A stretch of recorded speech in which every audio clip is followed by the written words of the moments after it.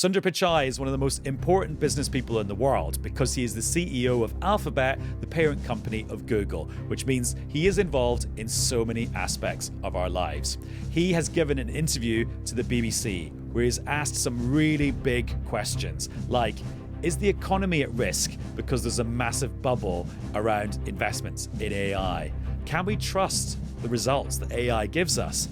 And can you invest in AI and fight climate change at the same time? My colleague Faisal Islam is the person who's been asking him those questions. So I'll chat to Faisal and hear from Sundar Pichai on this episode of the BBC's daily news podcast, Newscast. Hello, it's Adam in the Newscast studio. And it's Faisal in the Newscast studio too. So Faisal, the person you went to San Francisco to meet is Sundar Pichai, who is the CEO of Alphabet, the company that owns Google and YouTube and various other things. For example, their AI assistant, Gemini. And they bought a British company called DeepMind, which is now a very important part of Google.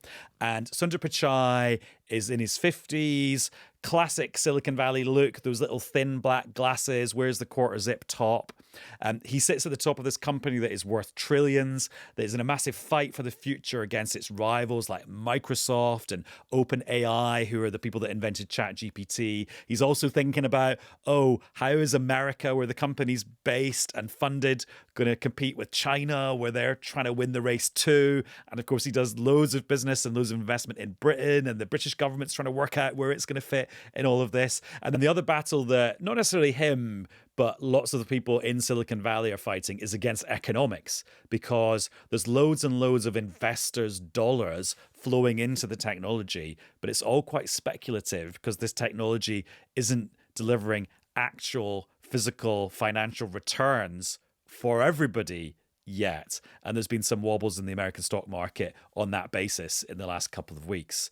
Plus, there's then all of us just working out, how is AI going to affect our work, our life, our families, our health, our leisure time, and our electricity bills. So an amazing opportunity to get some CEO time with him. Why do you think he wanted to give up half an hour of his very valuable time to speak to a journalist from the BBC? It's pretty rare that this sort of stuff happens. And that's why I'm asking. Well, there's been an increasing trend of these sorts of CEOs doing interviews with, in very interesting, detailed, nerdy tech bros doing podcasts, and they go on for 4 hours. Yeah. Or they get other CEOs to interview them, or they get their investors to interview them. So some credit for someone of this importance to sit down, no agreed questions, and answer across the piece. And it shows, I think, essentially, because of the importance for every aspect of politics, economics, our future, in terms of how AI is going to affect us all. So I think that they wanted to talk about that. I think they felt they had something to talk about because a year ago they were significantly under pressure from the emergence of ChatGPT. People thought that was going to eat their lunch in terms of the standard sort of 10 blue ticks search business. People would prefer to get ChatGPT type answers and not have to research themselves. And they didn't say this, but what I deduced was that they feel a lot more confident that their strategy is being appreciated, hence the increase in the share price, because they've basically invested across the supply chain. So not just the models and things, but also things like the chips and the infrastructure and the data. So they feel they had a good story to tell. Yeah. I mean, you don't do this in the middle of a crisis. Yeah. Their tails are up, and they certainly weren't up a year ago. But also, this is a massive, we keep on going on about it. It's a massive transformational moment, not just for tech, not just for finances, but for politics, for diplomacy, for who's going to win the 21st century. And I think a lot of the next generation of these sorts of technologies is going to require a lot of trust from users in terms of the tech companies. These AI experiences are going to get more intimate. Forgive me, intimate, as in you will have to trust that you will talk to the AI instead of typing it in, and they will interrupt you and things like that, and they will know everything that you take a picture of. And they'll buy stuff that you know. Yeah, and that's interesting that you say that, because actually one of the themes that comes out of the interview is him saying to people, or trying to build trust with his users, with the wider audience. Yes. I thought I hadn't quite noticed that when I was Yes. listening to it. Yes. But now that you frame it in that way, it's like, oh yeah, he was trying to be very open and transparent and reassuring and collaborative. And he talks about different stakeholders as opposed to just shareholders or his engineers. Well, it does really matter. And if you think about it, Google, invented search, and it was built on that, and then it sold advertising against that. And that is a very delicate dance, the trust. Now do I trust the ranking of this search? You imagine that with AI. Imagine you're trusting your AI to answer a question of advice in your personal life, or medicines, which people are doing, and there's a big controversy about that, or how to teach stuff to your kids, let alone some scientific thing that you don't understand. That level of trust now, but the level of trust when they start putting advertising into these sorts of bits of software and programming, like, do you trust that you're being told this fact? Very so I listen, they didn't tell me this, but I feel that that's why.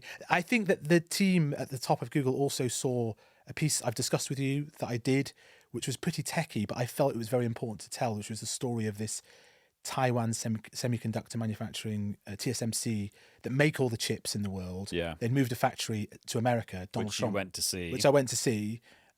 I don't know if they are customers or not, and they work together, but I hear that was the sort of story they thought they wanted to tell about themselves as well.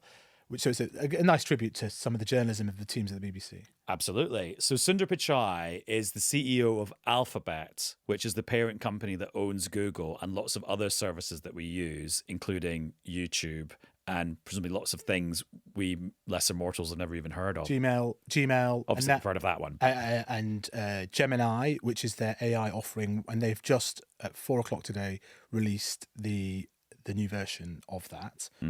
And they make all sorts of claims that it's kind of faster and does more stuff, but and it can help you learn and things like that. So that's their competitor to ChatGPT. What is actually going on in Silicon Valley right now? What is this boom we're talking about? What is the potential bubble being burst? The boom is the back end of all of us typing in to these AI chatbots, these LLMs like ChatGPT and Gemini, all of these queries. It is billions a day.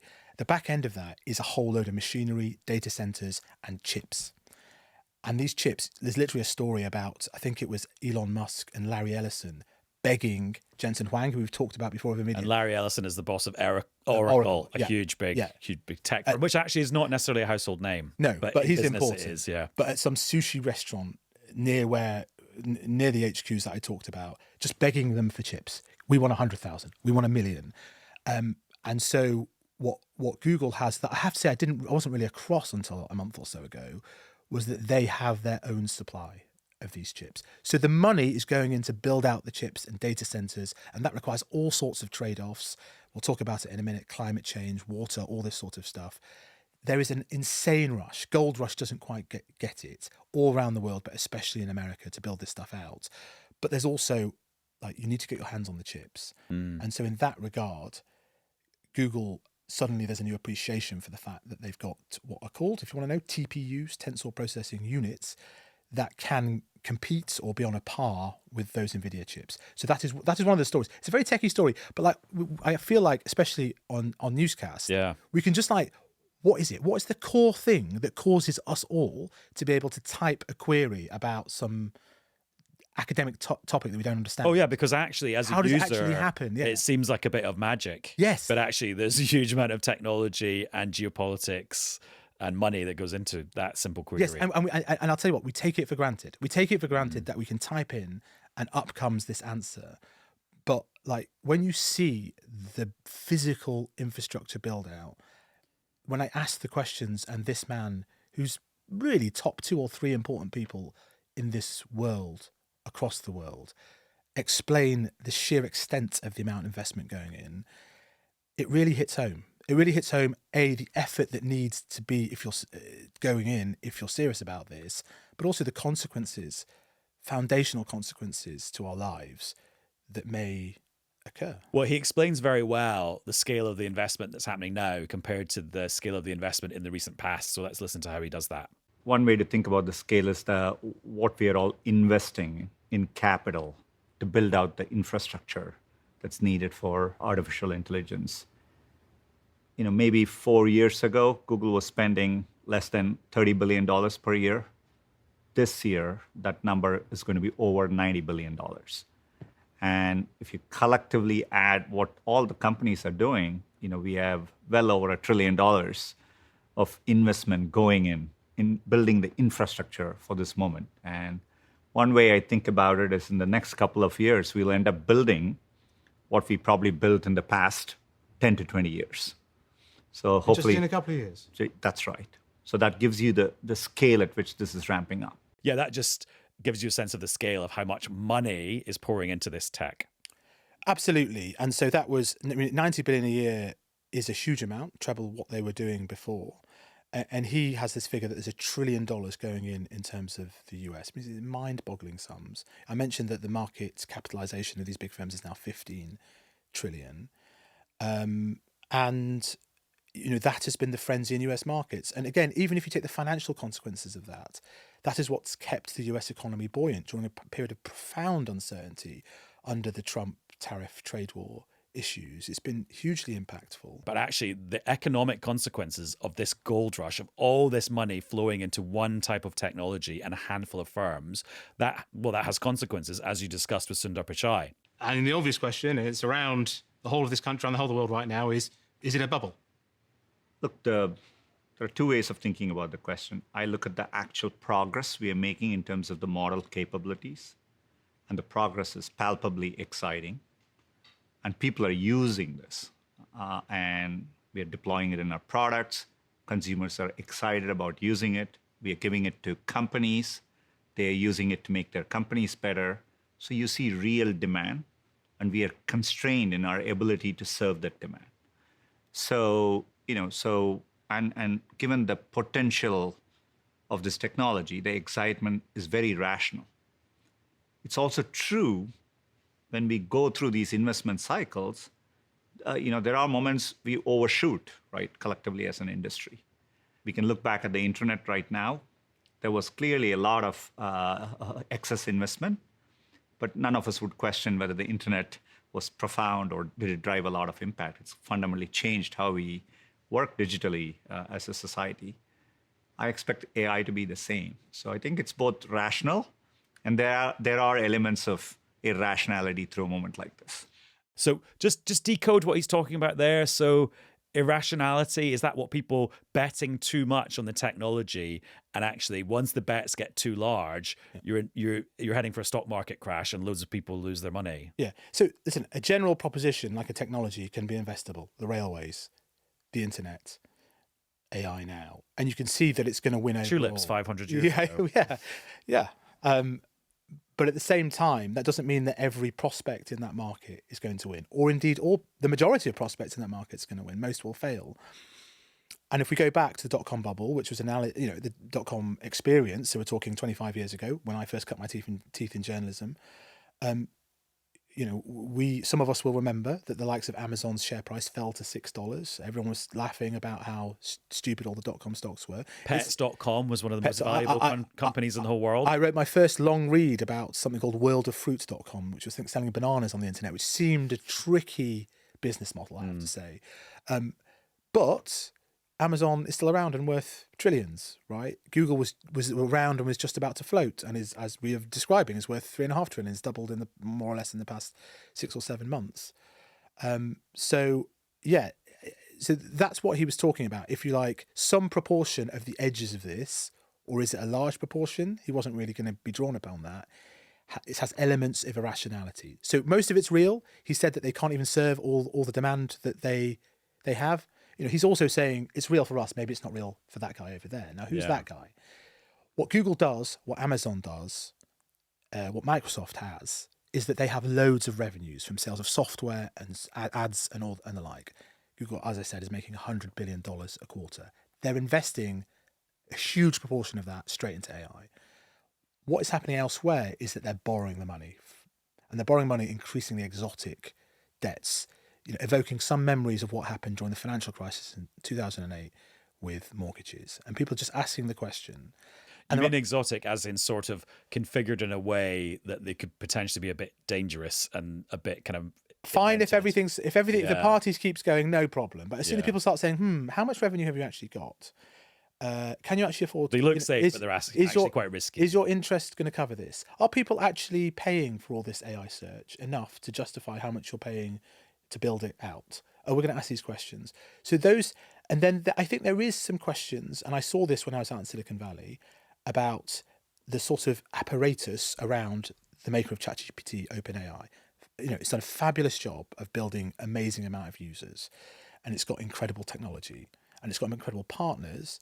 But it was quite notable that, for example, Sam Altman, in one of these podcasts with an ally, an investor of his, right? The boss of OpenAI. He was asked, can you support $1.4 trillion of investment based on $13 billion of revenues? Now, those revenues will go very high very quickly. And he didn't react with great, he wasn't entirely chilled about that reaction from an ally. And since then, as people have been like, hang on, let's kick the tires on this. Is OpenAI too big to fail? In the sense that is it now enmeshed with so much critical investment for the US that they'd have to keep that going. So I think you're seeing different pockets of appreciation for different types of rollout of AI. And I think the message I was getting from Sundar Pichai is that Google is on the right side of this, and can more than thrive. It's not just survive in any shakeout. Of course, when there's a shakeout, the survivors do even better. Yeah. And obviously he would say that, wouldn't he? But it was fascinating to hear that. Now he didn't. I'll be really clear here. He didn't point the fingers at any other companies. No. I am deducing about where the markets. It's the companies you've never heard of that are supporting the wider rollout. Well, and also there's some evidence of this in the stock market this week, isn't there? Like when you came into the studio, you were like, "Oh, I better just check the markets." It's never a good sign when I do that. No, is that because the bubble is like showing signs of bursting? People are asking the question like, AI is going to transform things. Yes, it's going to cause a lot of efficiency. People are going to make a lot of money, but is everybody actually at the same level here? And when the party stops and the money stops flowing, the borrowed money stops flowing, I think, what was it? When the sea goes out, you see who's been swimming naked. Exactly. Yeah. But we should just say that there's been quite big falls on the US stock market. It's this been week, the last 2 weeks. It's been pretty volatile over the last couple of weeks. And so just to be clear, this interview, obviously I'm here now. I did that interview in San Francisco. That was a couple of weeks ago. That I did the interview. It takes some time for us to process it and publish it where you can view it. And you can listen to the whole thing on BBC Sounds on the Big Boss Interviews podcast. And you can watch it on iPlayer as well. Oh, great, good. Back to Sundar Pichai. When he talks about future applications of AI, let's have a listen to some of the ideas he comes up with. Look, I think where we are is right now, you can interact with this AI, ask questions, go back and forth, and have these intelligent exchanges on many, many topics. I think the next step in the next 12 months, you will see the evolution being that they are able to do more complex tasks for you. So that's where it gets really interesting. I have to go shop something, I have to buy a birthday gift for my spouse, and can I ask this chatbot to go do that, right? So I think that kind of what we call agentic experiences is what we are all excited about. So down the line, that means there are moments it can help you make a decision, right? Like, it could be, should I invest in this stock? Ask the question. Or my doctor is recommending a treatment, and how should I think about the pros and cons of that treatment? So those are all real, tangible use cases.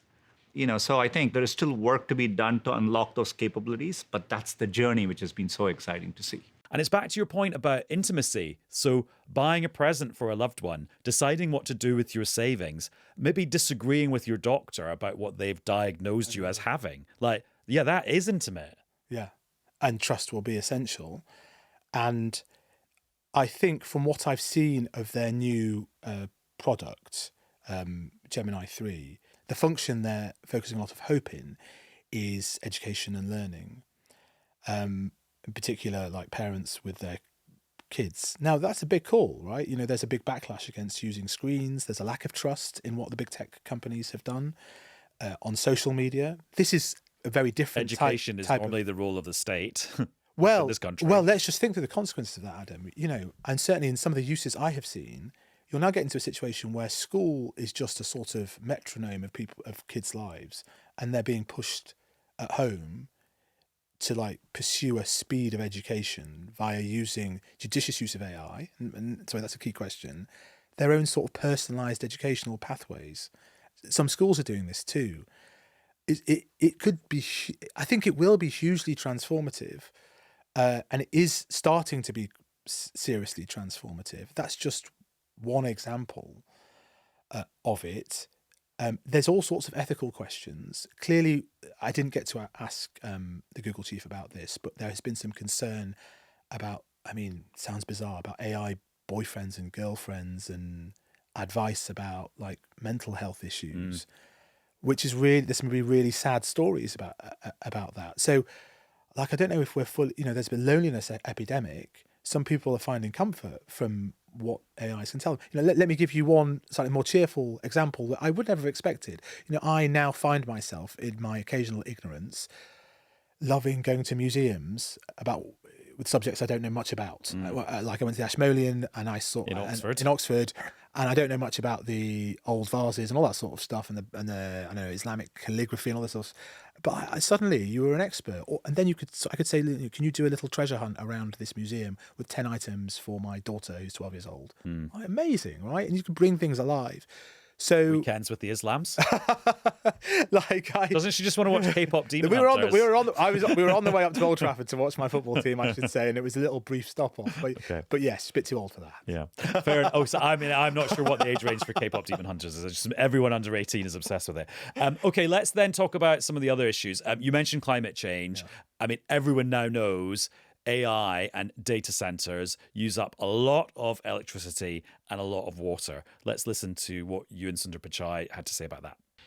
The scale of the AI build-out you've just described so vividly is creating another trade-off, not just for you, but for humanity, on energy. I think this is an opportunity to be frank, Mr. Pichai, with the world. Is there a new calculus now? Is the build-out of AI more important than climate? Over time, I don't think this doesn't need to be a trade-off or a zero-sum game.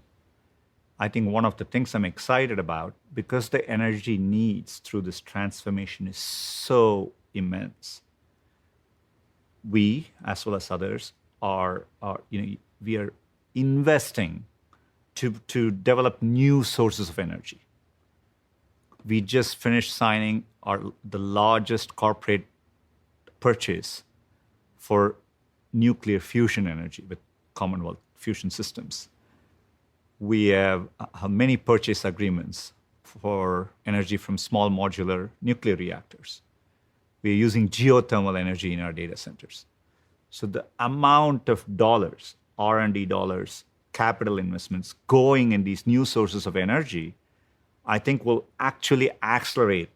So you're right, AI is dramatically increasing demand for energy in a way that the current systems can't fully cope up. But that is driving extraordinary investments in solar, in battery technology, in nuclear technology, and other sources. So I think, I am, as a technologist, I'm optimistic through this moment that we will have abundant sources of renewable energy in the future. How would you interpret what he was saying about climate change? I mean, he seemed not quite as evangelical about the fight against climate change as maybe the world was sounding a couple of years ago. No, exactly. And we've heard some similar positioning from Bill Gates as well, which have shocked a lot of people. I have to say, I went out to San Francisco thinking that energy and power is a kind of wrinkle that they will solve. It's a constraint. I come back from that thinking right now it is potentially the constraint on the growth of AI, so much so that I ask those questions in that way, which is, can you actually build out the AI plans that you're planning, that Britain is planning, being an AI superpower right now, and how coherent is that with net zero? Now, the optimistic answer is twofold. We'll do it all with amazing new forms of power and clean power, including fusion and nuclear. And guess what? I think one of the big tech firms has bought 3 Mile Island and is going to restart it in the US. The old American which is a very power famous station nuclear power that station. famously nearly blew up the world. Yeah. In the 1970s. Wow. And then there's all this talk of small modular reactors. Some of them were opened in Wales, or they started the project in the UK. here. Yeah, I don't think they're open yet. I No, think no, they just sorry. decided to build something. Right, maybe. So do you know, it's been a long day. You're living in the future. I man. am slightly Jetsons like living in the future, but I think there's another argument here. I think if you listen very carefully to what he said to me, he said over time there doesn't need to be any clash or trade-off. I think right now, and he said this to me, it is constraining the build out, and countries like the UK need to invest in energy infrastructure. I thought for a very polite, softly spoken, geeky man, there was some weight in what he said. There's no doubt, and it's really interesting, that the Google team in America has a lot of love for the UK. Yeah, $5 billion, in fact. Well, that was for the data center in Waltham Cross. Obviously, they bought DeepMind, which is like absolutely central to the future of AI, and they bought it for $500 million. It's probably worth 500 or 1,000 times that now. Demis Hassabis, the Nobel Prize winner, is sort of driving a lot of their AI work. This is a slightly nerdy point, but I think it's quite important, which is I asked him about the how ambitious Google were for the UK. Would they, for example, do their top-level state-of-the-art research? That's training the models. The government really wants that to happen here in the UK. And he said, over time, it would be our plan. But I felt, maybe I was interpreting too much into this, that they want to see some progress on policy, and maybe not just in energy. But I know that there are people. But on AI policy, like what? Yeah, maybe. I'm pursuing this line of inquiry. I'll just put it like that. But clearly, this is really interesting. Like, could this get to the point where in the next 2 or 3 years there is pressure in government about having to choose between clean power 2030 and being an AI superpower? Being the third AI superpower after the US and China. In other words, to keep up, you might still have to have some carbon in your electricity generating supply. Right by now. 2030. But then the great hope, as both Sundar Pichai and Jensen Huang, when I talked to him, said, was actually if you go full power AI will solve all your problems. Now, really, like it will solve the efficiency of your electricity grid. It will create new fusion energy. That's the answer we're getting, which is all very like, hooray, okay, that's AI will solve all the problems. But like, these are big stakes. These are big stakes. I guess what I want to communicate here is I came back and I thought, well, this is big. These are big changes. These are big changes to potentially policy, to finance, to our education system, to how we relate to each other and to doctors. And I've always thought that. We've talked about it before, but I feel quite sort of weighed down having had this conversation about how profound this stuff is. Well, yeah, to bring it back to climate change, I remember when I was getting really into the climate change world because of COP being in Glasgow when I was a political correspondent, you realise, okay, we have a planet's worth of news that we tap into every day. Yeah. Once you get into the fight against climate change, there's a whole extra planet's worth of news in addition to all the news we thought was already on the planet. But then you get into the AI world and you realise there's a third planet's worth of news just about AI. Yeah. And all the consequences. And so to give you a sense of scale, AI data centers, IMF say, by 2030 will consume more electricity than India, the most populous country on the planet, and 50% more than all the electric vehicles that are going to be with us by 2030. I mean, it's another massive super country worth of electricity.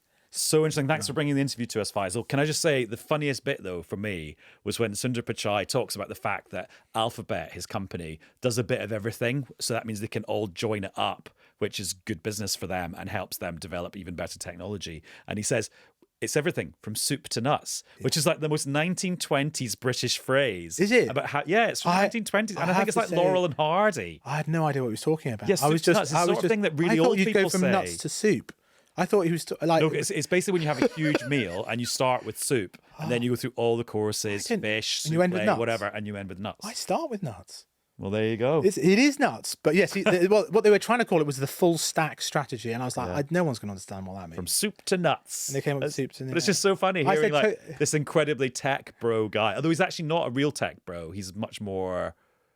He's not as sort of gung ho as that. Well, I asked him about that picture from January at the inauguration with Trump, with Bezos, Musk, Zuckerberg, and people say, and he didn't say this himself. People say, well, he looked slightly like he was on the edge and maybe didn't quite want to be there as much as He doesn't as much have as the that other guys. swagger that the others do. No, he doesn't, which is why I think some of what he says is incredibly thoughtful and incredibly interesting, and it was a rare interview. So please listen or watch it. Oh, and also just one other little bit, a bit of American politics, because Trump is clamping down on visas for talented people from abroad. Yeah. Sundar Pichai is there Yeah. because of those visas, Yeah. and he was quite diplomatic in his language, wasn't he? Actually, but then when you read between the lines, he wasn't being diplomatic at all. He was saying talented immigrants are great. Mess with this program at your peril.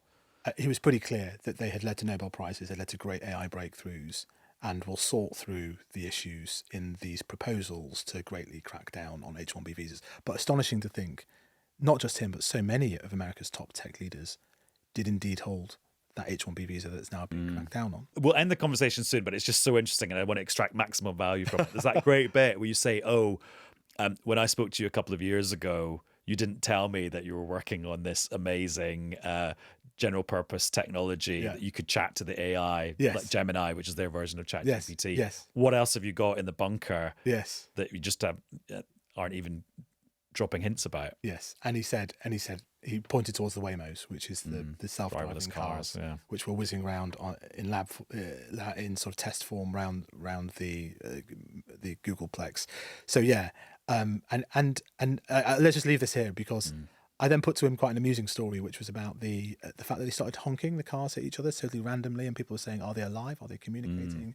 And he said, "I hope not." If I had told 5 years ago to people that if you go to San Francisco, there'll be many driverless cars driving around without anybody in the driver's seat, people wouldn't have believed it. It just happened. Hang on, didn't they start honking at each other? Were they talking to each other? Were they communicating? I hope not. I don't quite think so, but Are they alive? But maybe. Look, we are using AI to better understand how dolphins communicate, etc. And so I do think there'll be serendipitous moments like that. But it's exciting. I'm assured, in fact, his people just clarified with me, he was joking. So the Waymos are not sentient. Yeah, but that's the interesting thing, because I heard that bit too, and he sends sort of mixed messages about what's going on there, and so I'm glad they clarified. They clarified. You then realize, like, when you're a master of the tech universe and you say things like that, I mean, that carries real weight. So I'm glad the clarification was coming, and I'm glad you could come into the Newscast studio after your trip to San Francisco. Thank you very much. Thanks. Great for being here.